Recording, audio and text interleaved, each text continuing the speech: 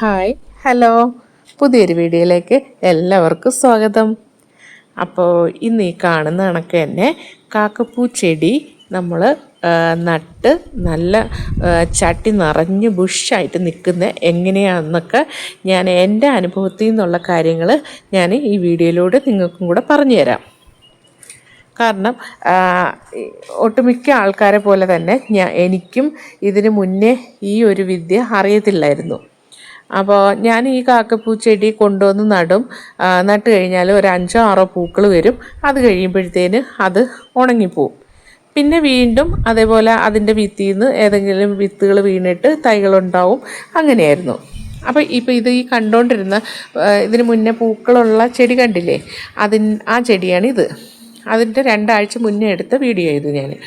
അപ്പോൾ ആ ചെടി ഒരു തൈ നട്ട് ഒരു 5 ഇലയൊക്കെ വന്നപ്പോൾ തന്നെ അതിൻ്റെ മണ്ട ഞാൻ നുള്ളി കൊടുത്തു.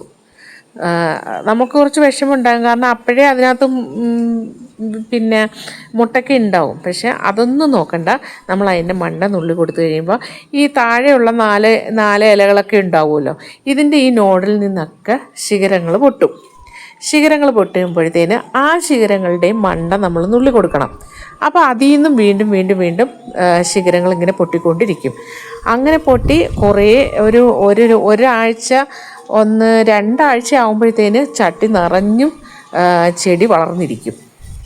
അപ്പോൾ എന്നിട്ട് പിന്നെ അതിനകത്ത് നിറയെ പൂക്കളും മൊട്ടുകളും ഒക്കെ വന്നിരിക്കും.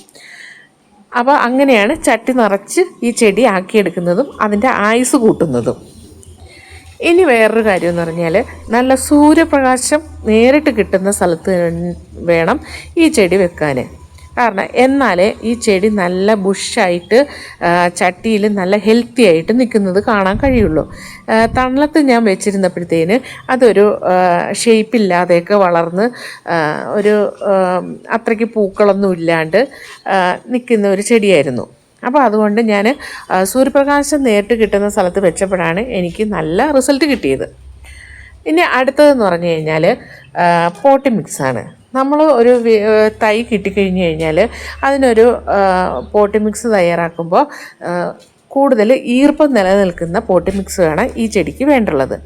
അതിനായിട്ട് നമുക്ക് കുറച്ച് ചകിരിച്ചോറ് കൂടുതലും കമ്പോസ്റ്റും പിന്നെ കുറച്ച് മണ്ണും ഇത്രയും ചേർത്ത് മിക്സ് ചെയ്തിട്ട് വേണം കുഞ്ഞു പോട്ടുകളിൽ നട്ടു കൊടുത്താൽ മതി. വലിയ പോട്ടൊന്നും വേണമെന്നില്ല ഈ ചെടിക്ക്. അപ്പോൾ പോട്ടി മിക്സും ഞാൻ പറഞ്ഞു. പിന്നെ ഇനി വേണ്ടതെന്ന് പറഞ്ഞാൽ വെള്ളം നനയാണേ.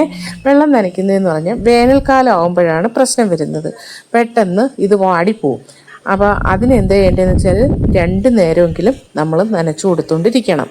ഇല്ലെന്നുണ്ടെങ്കിൽ പെട്ടെന്ന് ഇത് വാടിപ്പോകുന്നൊരു ചെടിയാണ്. അടുത്തത് വളപ്രയോഗമാണേ. വളപ്രയോഗത്തിന് ഞാൻ ഓൾറെഡി പറഞ്ഞു, പോട്ടി മിക്സിനകത്ത് നമ്മൾ കമ്പോസ്റ്റും ഒക്കെ മിക്സ് ചെയ്യുന്നുണ്ടല്ലോ. ഇനി കമ്പോസ്റ്റ് മിക്സ് ചെയ്യാത്തവരാണെന്നുണ്ടെങ്കിൽ അതിനകത്ത് നമുക്ക് കുറച്ച് DAP അല്ലെന്നുണ്ടെങ്കിൽ 19-19 അങ്ങനെയുള്ള ഏതെങ്കിലും രാസവളങ്ങളോ എന്തെങ്കിലുമൊക്കെ ഇതിനകത്ത് ജൈവ അല്ലെങ്കിൽ കുറച്ച് ചാണകവെള്ളമോ ഒക്കെ കലക്കി ഒഴിച്ചു കൊടുക്കാവുന്നതാണേ. അപ്പോൾ ഇത്രയേ ഉള്ളൂ. എല്ലാവർക്കും മനസ്സിലായി കാണുമെന്ന് വിചാരിക്കുന്നു. അപ്പം വീഡിയോ ഇഷ്ടപ്പെട്ടാൽ ഒന്ന് ലൈക്ക് ചെയ്യണേ, കമൻറ്റ് ചെയ്യണേ, സബ്സ്ക്രൈബും ചെയ്യണേ.